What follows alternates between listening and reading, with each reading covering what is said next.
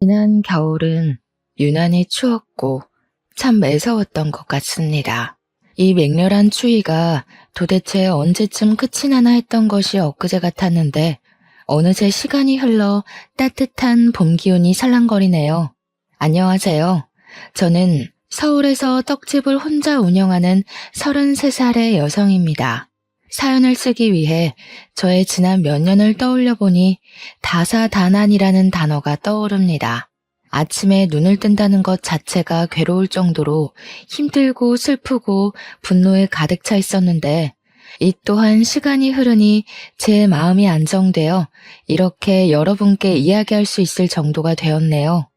아직도 제 마음의 상처는 여전하지만 오늘 이 자리를 통해 저의 아픈 과거를 훌훌 털어버리고 싶어 사연을 보내봅니다. 저희 부모님은 제가 아주 어릴 때부터 서울에서 떡집을 하고 계셨습니다. 직접 운영하셨던 것은 아니고 떡집을 운영하시는 사장님 부부가 따로 계시고 저희 부모님은 사장님 부부 밑에서 일을 하셨어요.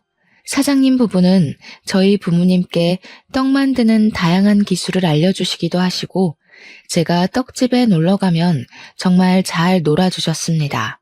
또한 제가 부모님께 혼나서 풀이 죽어 있으면 사장님 부부는 제 옆에서 혼난 이야기를 다 들어주셨고 때로는 제 기분이 풀어지도록 부모님을 혼내준다고 하셨어요. 그러면서 갓 나온 뜨끈한 떡을 주시곤 했는데 그때 그 떡이 얼마나 맛있었던지 모르겠습니다. 아직도 그 맛은 잊히지 않네요. 저는 이렇게 잘해주시는 두 분을 삼촌 이모라고 부르며 사장님 부부를 우리 부모님보다 더 잘 따랐답니다. 제 인생 최고의 어른이신 사장님 부부에게는 아들이 하나 있었어요. 그의 이름은 이호준인데 학교에 다닐 때부터 공부를 참 잘했고 얼굴도 꽤 잘생기고 친구들에게 인기도 참 많았답니다. 거의 매학년 반장을 했었고 전교 회장도 꽤 했었습니다.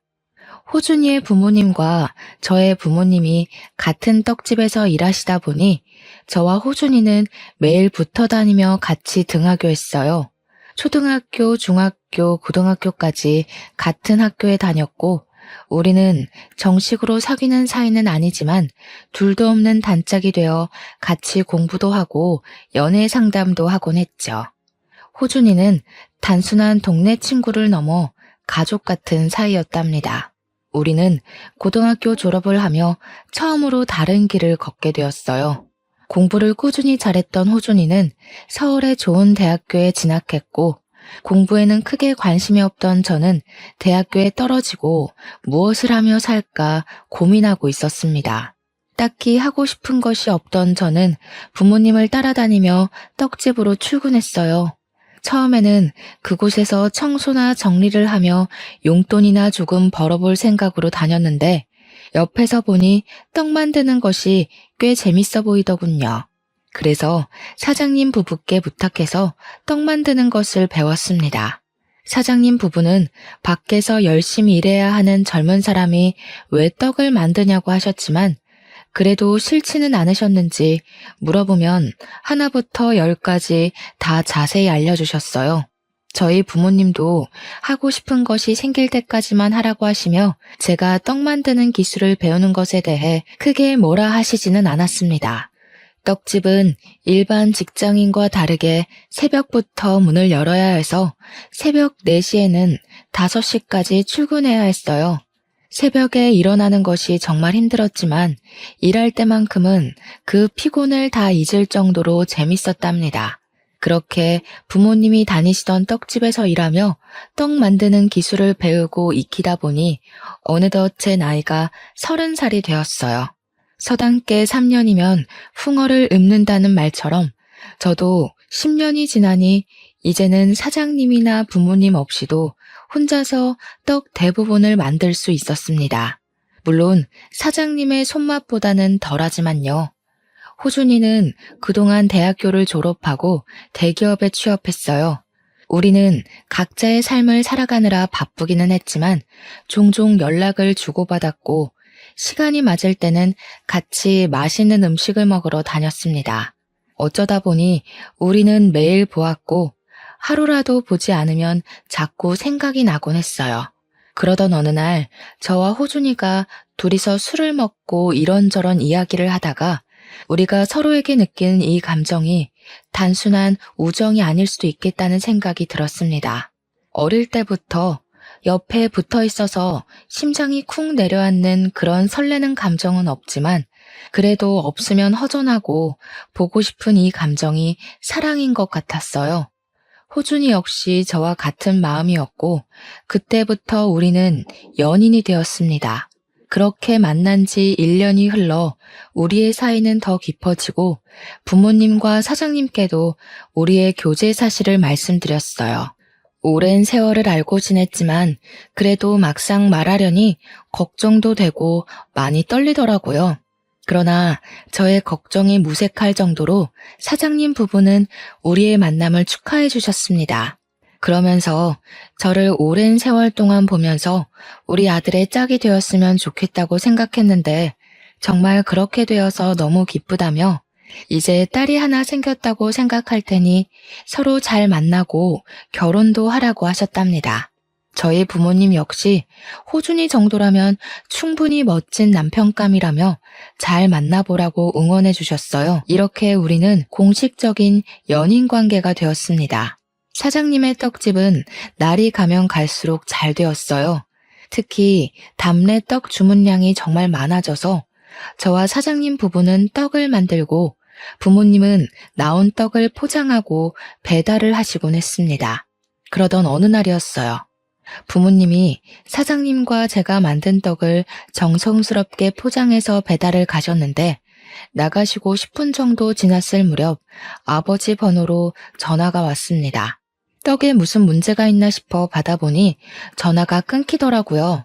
뭔가 느낌이 이상해서 바로 다시 전화를 걸었는데 웬 여성분이 전화를 받았어요.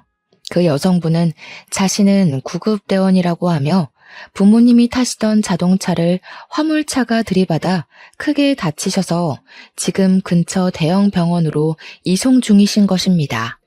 저와 사장님은 바로 부모님이 계시는 병원으로 달려갔어요.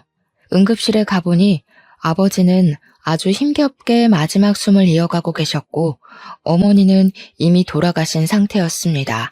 저는 그 모습을 보고 충격을 받아 다리에 힘이 풀려 주저앉았고 아버지는 사장님의 손을 잡고 힘겹게 무슨 말씀을 하신 뒤 다시는 눈을 뜨지 못하셨어요. 이렇게 저와 부모님은 하루아침에 어이없는 사고로 영원한 이별을 하게 되었습니다. 사장님 부부와 호준이의 도움으로 부모님의 장례식을 무사히 마치고 저는 이제는 부모님이 계시지 않는 떡집으로 출근했어요. 사장님 부부는 괜히 무리하지 말고 조금 쉬다 오라고 했지만 가만히 있으면 더 슬프고 자꾸 부모님이 생각나서 일에만 미쳐서 살았습니다. 그렇게 한 달 정도가 지났어요. 사장님이 진지하게 할 말이 있다고 하며 오늘은 일찍 가게 문을 닫고 호준이까지 불러서 다 같이 저녁을 먹자고 하셨습니다. 사장님은 그날 가게 문을 일찍 닫고 근처에 꽤 비싼 한정식 집을 가셨어요. 오랜 세월을 알고 지냈지만 같이 이런 곳을 와본 적이 없어서 도대체 무슨 말씀을 하시려고 이런 곳까지 오시나 궁금했습니다. 자리를 잡고 앉아있는데 호준이가 들어오고 사장님은 비싼 코스 메뉴를 주문하셨어요. 그러고 나서 아주 조심스럽게 저와 호준이가 아직도 잘 만나고 있는지 물어보셨습니다. 우리는 가끔 다투기는 해도 아직 잘 만나고 있다고 말씀드렸더니 사장님께서 대뜸 둘이 결혼을 하는 것이 어떠냐고 하셨어요. 갑작스러운 사장님의 말씀에 당황스러워서 우리가 아무 말도 하지 못하고 있었습니다. 호준이가 갑자기 웬 결혼이냐고 물으니 사실 제 아버지가 사고로 돌아가시기 직전 우리 딸 지혜를 잘 부탁드린다고 말씀하시고 숨을 거두셨대요. 그 뒤로 사장님은 어떻게 해야 아버지의 유언을 들어줄 수 있을까 생각해봤는데 아무리 생각해도 저를 며느리로 들이는 것이 제일 나은 방법인 것 같았답니다. 그러면서 둘이 마음만 잘 맞고 괜찮다면 얼른 결혼하면 좋겠는데 우리 둘의 생각은 어떠한지 물으셨어요. 호준이는 어차피 결혼할 생각이 아예 없는 것도 아니었으니 결혼을 하겠다고 했고 저 역시 호준이와 같은 생각이었습니다. 저와 호준이가 결혼하겠다는 의사를 밝히자 사장님은 잘 생각했다고 하시며 아주 좋아하셨어요. 그러면서 예물이나 예단 헌수 같은 것은 하지 말고 신혼집이나 살림살이는 사장님께서 다 마련할 테니 둘이 살림만 합치라고 하셨습니다.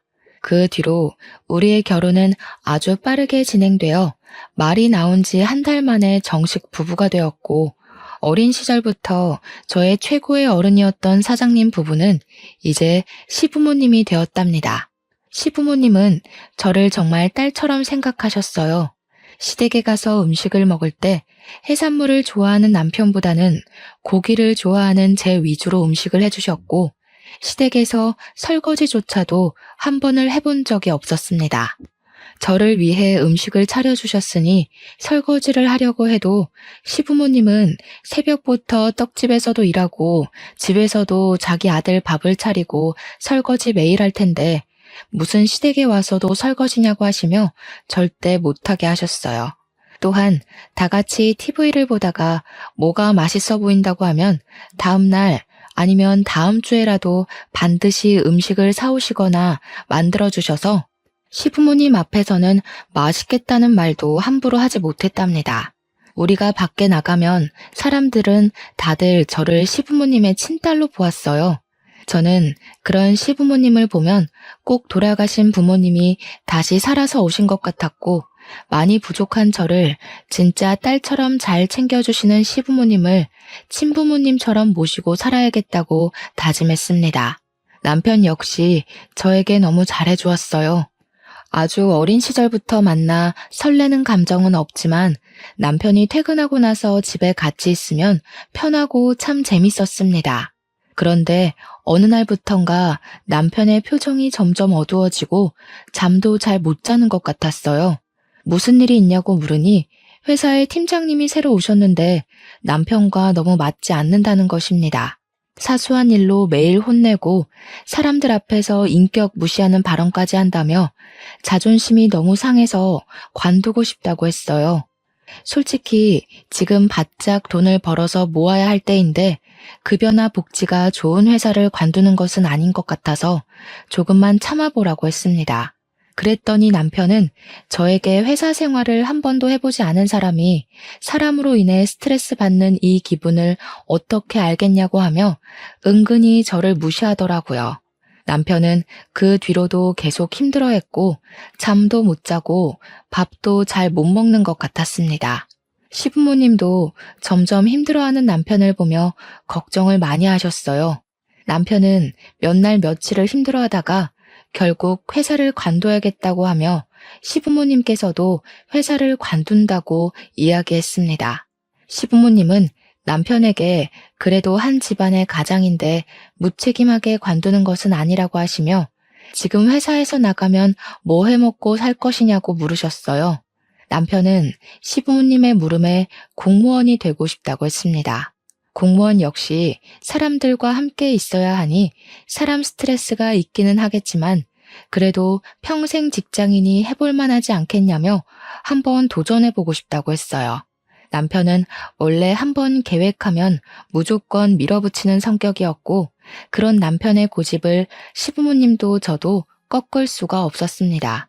결국 남편은 남들이 다 부러워하는 대기업을 관두고 공무원 시험을 준비하게 되었어요. 남편은 퇴사하고 딱 하루만 쉬고 그 다음 날부터는 눈에 불을 켜고 공부했습니다. 새벽에 출근하는 저와 같이 일어났고 저보다 더 늦게까지 공부하다가 잠을 잤어요. 저는 그런 남편이 공부에만 매진할 수 있도록 집안일이나 식사 준비는 다 제가 했습니다. 남편이 공부할 동안 남편의 수입이 끊기고 저의 월급으로만 생활하려니 참 힘들었어요. 시부모님은 힘들면 언제든지 도와줄 테니 말하라고 하셨지만 이 집과 가전제품도 다 장만해 주셨는데 어떻게 또 손을 벌리나요?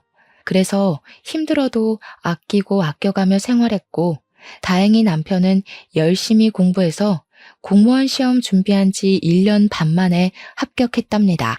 시부모님은 남편에게 지혜가 내조를 잘해줘서 합격한 것이라고 하며 저에게 고마워하라고 했습니다. 저는 아무것도 한 것이 없는데 시부모님께서 이렇게 치켜 세워주시니 너무 민망했어요. 남편은 그 뒤로 신규자 교육을 받고 집 근처 행정복지센터로 발령을 받아 그곳으로 출퇴근을 했고, 저는 항상 그래왔듯 시부모님의 떡집에서 일하고 있었습니다. 이제는 시부모님의 도움 없이도 시부모님이 만드신 떡과 비슷한 맛을 낼 수가 있었어요. 저는 이렇게 맛있는 떡이 이 동네뿐 아니라 다른 지역에서도 더 많이 팔리기를 바랬습니다. 요새는 온라인으로도 떡 케이크나 답례떡을 많이 판매하길래 시부모님께 인터넷으로 판매를 해보자고 제안했어요. 시부모님 역시 온라인 판매를 생각하고 계셨다고 하시며 한번 시작해보자고 하셨습니다. 처음 한 달 동안은 음식을 택배로 보내다 보니 택배 사고가 빈번하게 일어났지만 점차 우리에게도 요령이 생겼어요. 그래서 두 번째 달부터는 택배 사고가 거의 없었고 여기저기 홍보도 많이 해서 매출이 꽤 많이 일어났습니다. 시부모님은 온라인 판매를 시작한 뒤로 떡집에서 발생하는 순이익의 절반을 저의 월급으로 주시며 앞으로 이 떡집을 아들이 아닌 저한테 물려줄 테니 한번 잘 운영해 보라고 하셨어요. 남편은 새로운 곳에서 일을 배우느라 많이 힘들어 보였습니다. 온종일 낯선 곳에서 낯선 사람들에게 일을 배우느라 많이 긴장한 눈치였고 집에 퇴근하고 오면 녹초가 되어 있었어요. 그나마 다행인 것이 지금 있는 곳에 직속 상사로 고등학교 여자 동창이 있어서 조금은 편하다고 했습니다. 그 여자 동창은 이름이 김은지인데 은진의 부모님이 꽤 큰 회사 사장님이시라 학교 다닐 때도 부잣집 딸로 유명했어요. 저는 은지가 당연히 아버지 회사에 들어갈 줄 알았는데 공무원이 되었다니 참 신기했고 적응하느라 힘든 남편에게 도움을 주니 참 고마웠습니다. 남편은 은지에게 정신적으로 많이 의지하는 것 같았어요. 행정복지센터에서는 물론 퇴근하고 집에 와서도 종종 카톡을 주고받더라고요. 일이 마치고 집에 왔는데도 직장 상사와 카톡을 주고받을 일이 뭐가 있나 궁금해서 물어봤지만 남편은 회사 업무가 퇴근하고 왔다고 끝이 아니라고 하며 원래 다들 이런다고 했습니다. 사실 저는 떡집 말고 일반 회사에서 일해본 적이 한 번도 없었기에 회사원들은 퇴근하고도 이렇게 계속 업무상의 연락을 주고받나 보다 생각했어요. 그리고 무엇보다 저는 새벽에 출근해서 매일 일찍 잠을 자야만 했기에 남편이 밤늦도록 카톡을 해도 거기에 대해 신경 쓸 겨를도 없었습니다. 하루는 남편이 은지한테 너무 많이 도움을 받는다고 하며 다 같은 고등학교 동창이니 주말에 함께 밥을 먹자고 했어요. 저는 오랜만에 동창을 만날 생각에 그저 좋았습니다. 만나기로 약속한 주말이 되었어요. 저는 그냥 평소에 입던 대로 입으려고 했는데 남편은 그래도 오랜만에 친구를 만나니 예쁘게 잘 차려입고 나가라고 했습니다. 제가 소개팅을 하는 것도 아니고 고등학교 여자 동창을 만나러 가는데 왜 굳이 그래야 하냐고 했어요. 그랬더니 남편은 결혼한 사람이 예쁘게 잘 꾸미고 다니면 서로 보기 좋지 않겠냐고 했습니다. 이 일로 저와 남편은 살짝 투덕거리다가 결국 남편이 골라준 옷을 입고 조금 늦게 식당으로 향했어요. 은지는 이미 식당에 와 있었습니다. 제 기억 속의 은지는 그저 귀여웠던 것 같은데 31살이 된 은지는 키는 작아도 세련되고 여자인 제가 봐도 정말 예뻤어요.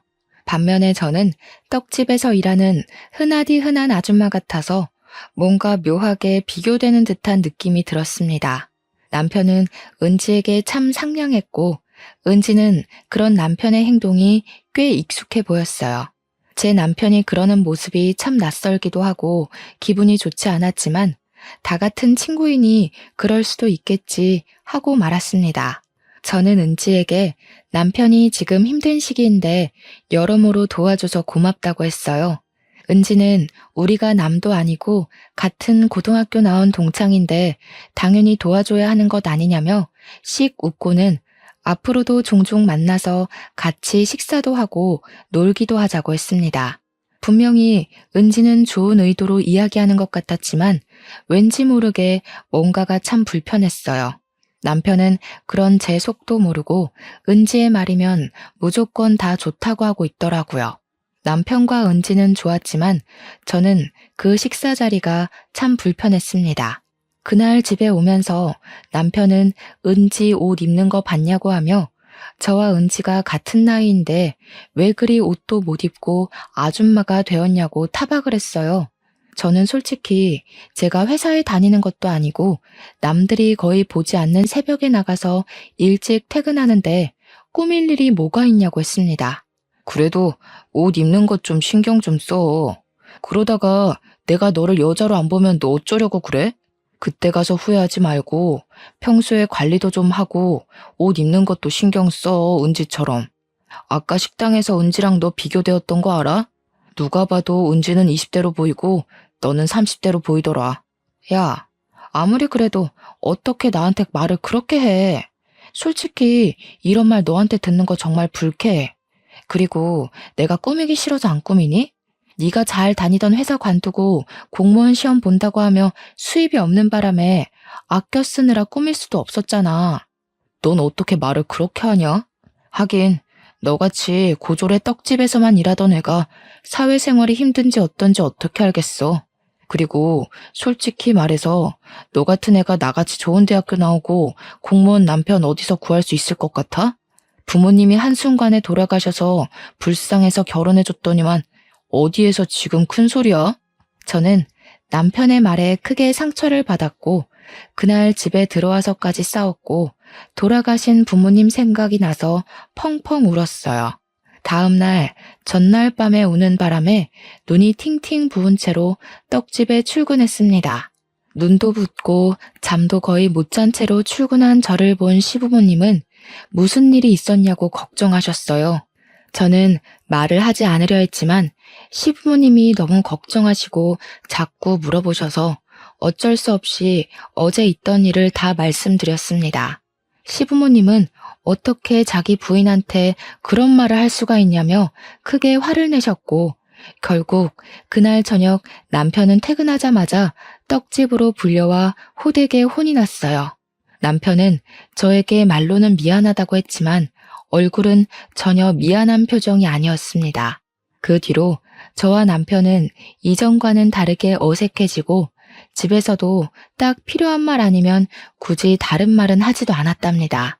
남편이 공무원이 된 지 2달째 되었을 때였어요. 남편 부서의 회식과 일이 많아져서 저녁을 매일 밖에서 먹었고 일주일에 1번에서 2번은 밤늦게까지 술을 먹고 들어왔습니다. 그리고 주말에는 갑자기 상갓집이나 결혼식에 갈 일이 많았는데 꼭 혼자서만 다녔어요. 솔직히 새벽부터 떡집에서 일하고 퇴근하고 와서 남편의 저녁상을 차리느라 힘들기는 했지만 막상 매일 저녁을 밖에서 먹고 들어오니 왠지 모르게 씁쓸했습니다. 우리가 서로 안 지 오래되기는 했지만 지금 신혼이잖아요.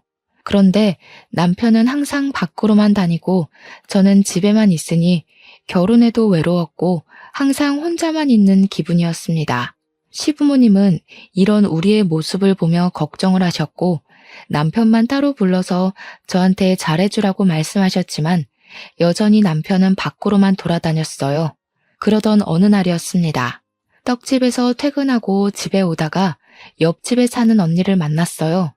이 언니는 처음에 여기로 이사 오면서 우연히 알게 되었는데 저보다 나이는 3살이 많고 혼자 살고 있었습니다.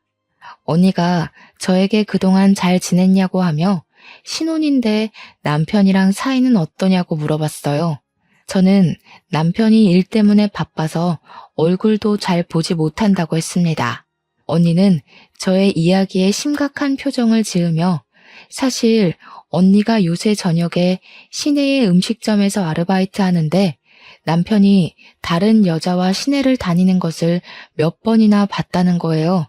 아무리 봐도 저는 아닌 것 같은데 다정하게 손을 잡고 거의 매일 저녁 7시에서 9시 사이에 나타난다고 했습니다. 그러면서 언니는 솔직히 이 말을 할지 말지 많이 고민했지만 그래도 말은 해야 할 것 같다는 생각에 조심스럽게 말한다고 했어요. 제가 어제도 봤냐고 했더니 어제는 7시 정도에 시내에서 팔짱 끼고 걸어 다니는 것을 봤다고 했습니다. 그러면서 혹시나 해서 사진을 찍었다며 언니가 찍은 사진을 보여줬는데 보니까 남편과 은지가 팔짱을 끼고 누가 봐도 연인처럼 걸어 다니고 있었어요.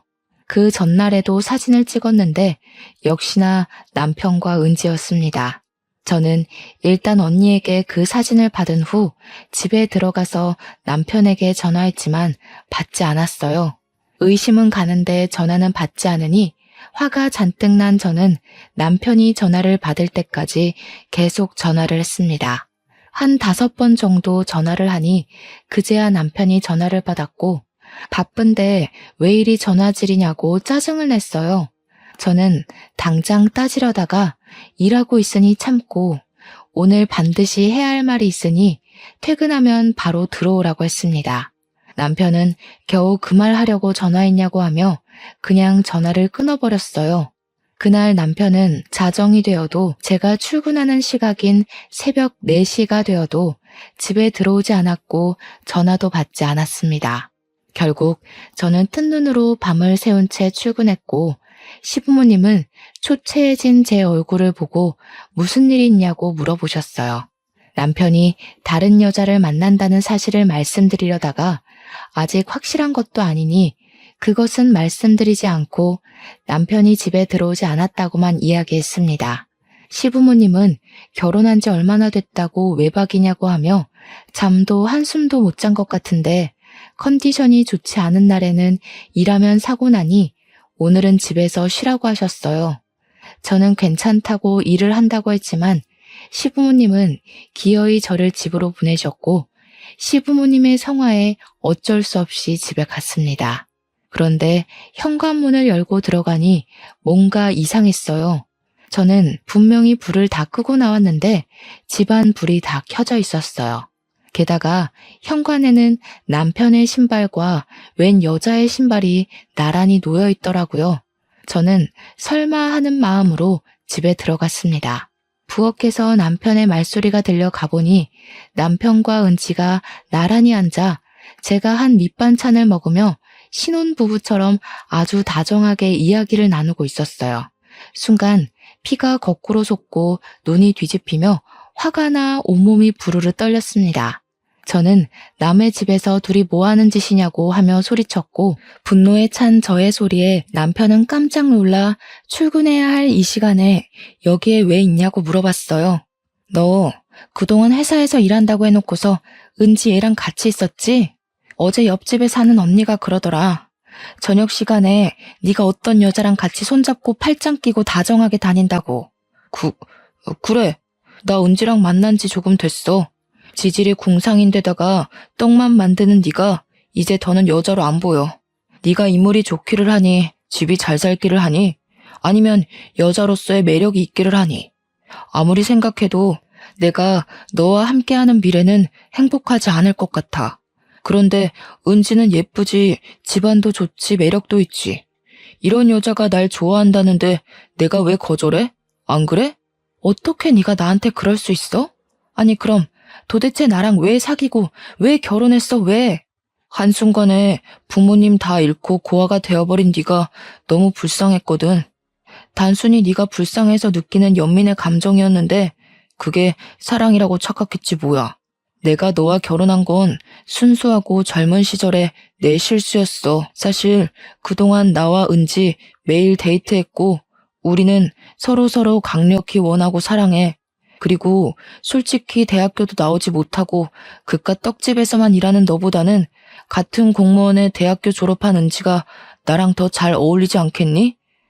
그러니까 네가 이쯤에서 포기하고 물러나. 그러면 내가 위자료 섭섭지 않게 챙겨줄게. 너희 바람을 피워놓고선 뭐가 이리 당당해? 지금 이렇게 잘못하다 걸렸으면 무릎 꿇고 사과라도 해야 하는 거 아니야? 진짜 너무 황당해서 말이 다 나오지 않는다. 아, 피곤하다. 나랑 은지는 출근 전에 좀 자야겠으니까 온 김에 우리가 먹은 그릇 설거지나 하고 있어. 우리는 들어가서 좀 잘게. 어제 밤을 새웠더니 너무 피곤하네. 남편은 은지를 데리고 큰 방으로 들어가 문을 잠가버렸습니다.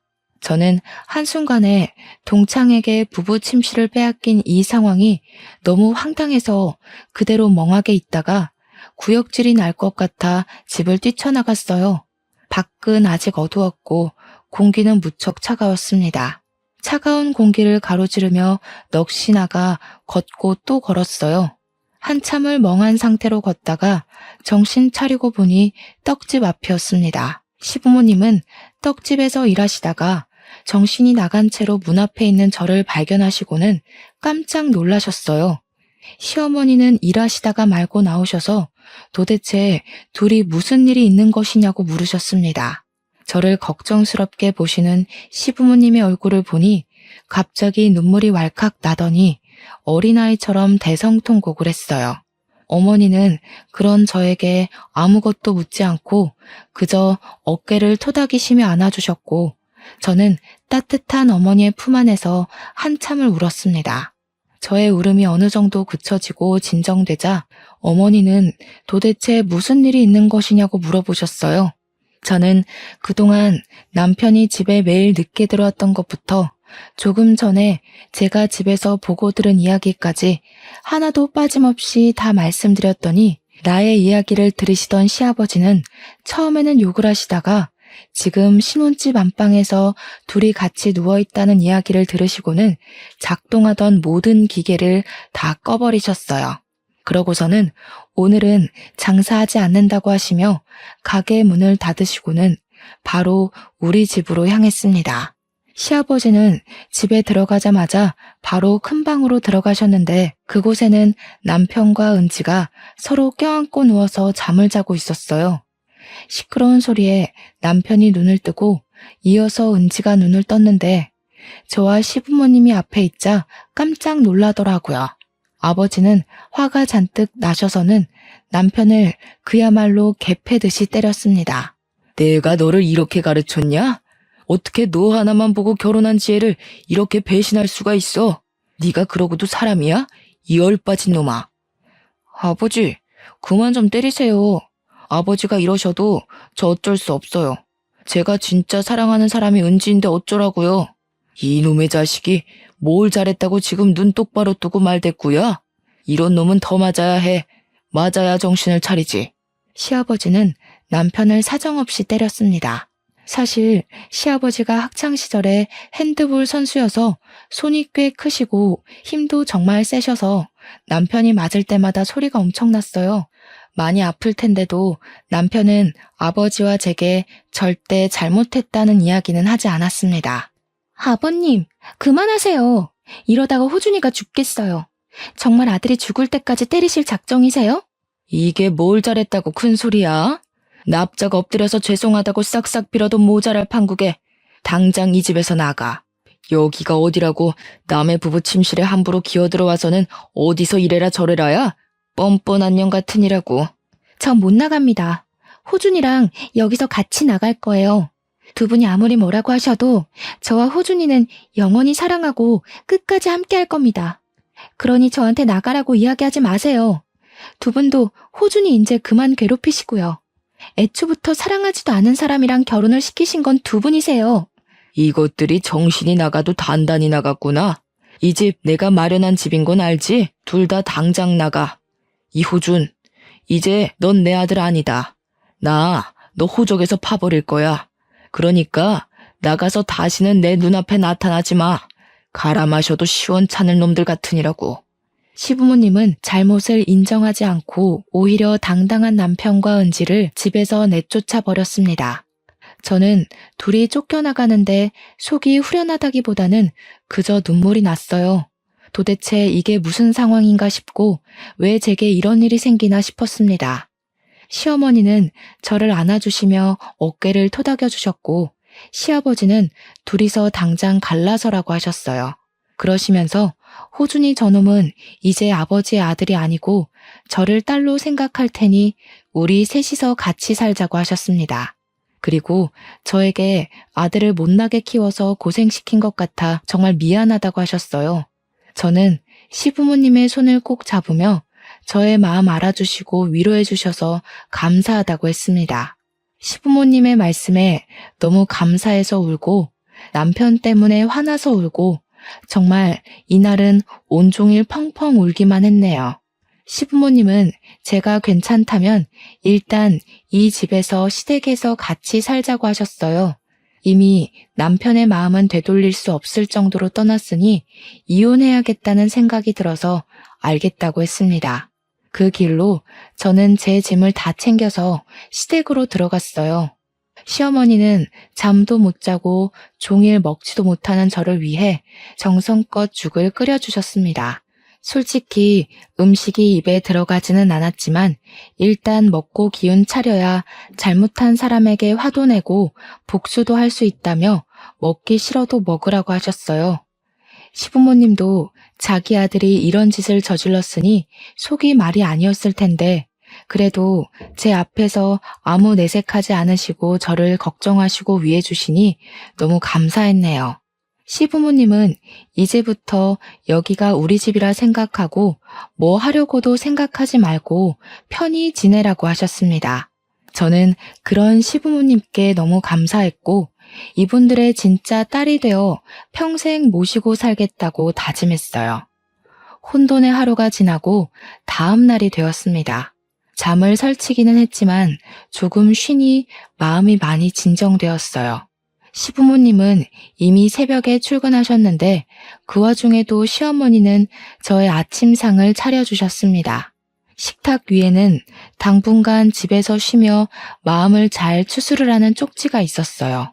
그 쪽지를 보고 밥상을 보니 또 눈물이 왈칵 났고 저는 울면서 어머니께서 차려주신 밥을 겨우 먹었네요. 밥을 먹고 기운이 생긴 저는 바로 이혼 서류를 작성해서 남편을 만나러 갔습니다. 남편에게 남편이 근무하는 복지센터 근처의 카페에서 만나자고 하고 기다리는데 남편과 은지가 같이 들어오더라고요. 제가 이혼 서류를 내미니 남편은 기다렸다는 듯이 바로 이혼하자고 했습니다. 이혼해줘서 고마워.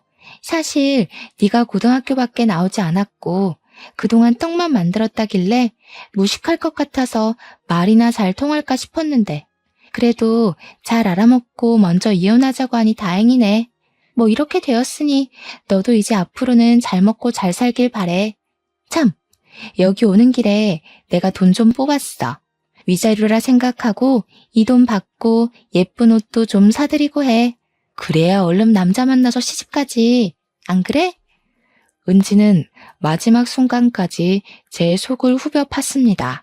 제 앞에서 아주 거만한 표정으로 돈봉투를 주고 전 남편의 팔짱을 끼고 나가는데 정말 화가 머리끝까지 났어요. 당장 머리채라도 붙잡고 싶었지만 카페이고 손님도 많아서 일단 참았습니다. 솔직히 결혼해서 같이 산 날도 얼마 되지 않았고 아이도 없으니 그냥 조용히 이혼하려고 했는데 그 거만한 꼬락서니를 보니 도무지 안 되겠더라고요. 저는 이들이 절대 잘 살지 못하도록 복수하기로 마음을 먹었습니다. 어떻게 하면 그들이 가장 힘들어할지 생각을 하다가 남편이 공무원이 된 것을 아주 자랑스럽게 여기던 것이 생각났어요. 그리고 남편이 행정복지센터로 발령받은 지 6개월이 안 돼서 아직은 정식 공무원이 아닌 15기간이었습니다. 제가 알기로는 이 15기간에 공무원으로서 자질이 부족하다고 판단되는 경우 잘릴 수도 있다고 들었어요. 바로 이 점을 이용해서 복수하기로 했습니다. 저는 일단 옆집 언니에게 받았던 남편과 은지의 데이트 사진을 프린트했어요. 사진 밑에는 이호주는 결혼까지 한 자기 부인을 버리고 같은 곳에서 같은 공무원으로 근무하고 있는 은지와 바람이 나서 이혼을 요구하고 있다는 글을 적었습니다. 그리고 무기명으로 남편이 근무하고 있는 행정복지센터에 사진을 퀵으로 보냈어요. 2시간 정도나 지났을까요? 남편에게 전화가 왔는데 화가 아주 잔뜩 나 있더라고요. 너 어떻게 사람 뒤통수를 이렇게 칠 수가 있어? 네가 보낸 사진 때문에 공무원에서 잘렸어. 내가 어떻게 된 공무원인데 이제 어찌할 거야? 내 인생 어찌할 것이냐고. 무슨 소리를 하는 거야? 사진이라니? 나는 그런 거 없는데? 솔직히 내가 그랬다는 증거라도 있어? 이거 시치미 떼는 것 좀 봐. 그런 사진 보낼 사람이 너밖에 없는데 모른 척 하지 마.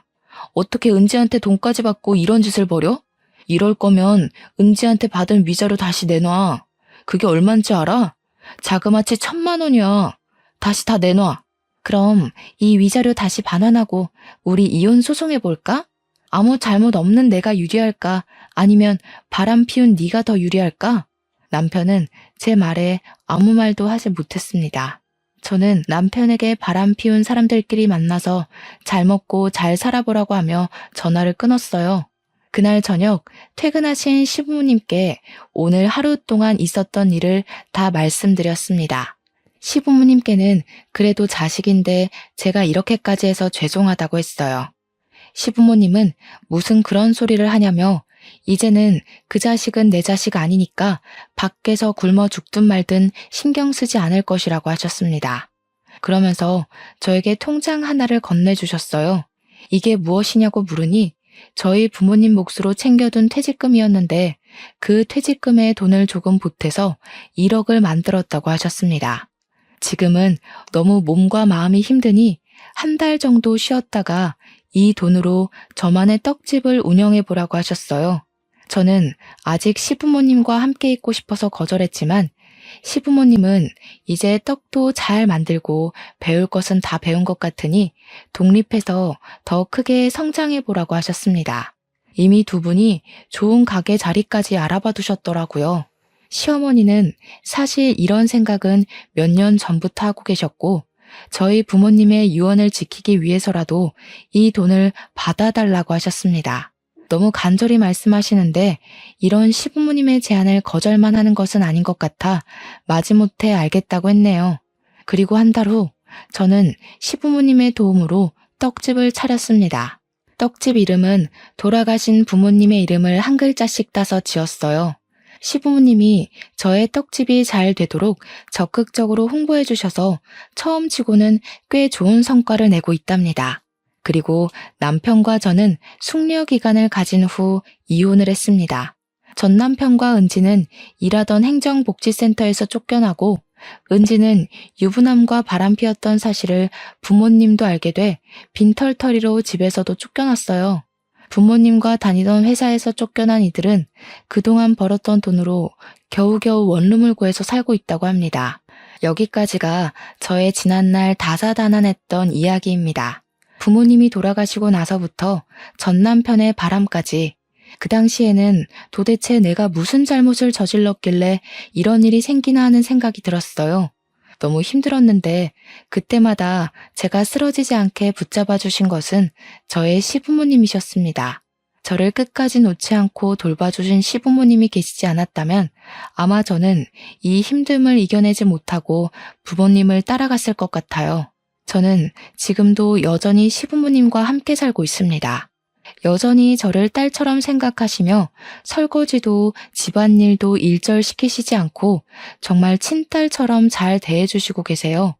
그런 시부모님께 너무 감사드리고 진짜 딸처럼 평생 효도하며 모시고 살 것입니다. 솔직히 그동안 쑥스러워서 이런 얘기 못했지만 이 자리를 빌려 시부모님께 진짜 사랑하고 고맙다고 말씀드리고 싶네요. 다들 행복한 일들만 가득한 마음 따뜻한 봄날이 되시기를 진심으로 기원하며 이제 저의 사연을 마쳐볼까 합니다. 들어주셔서 감사합니다.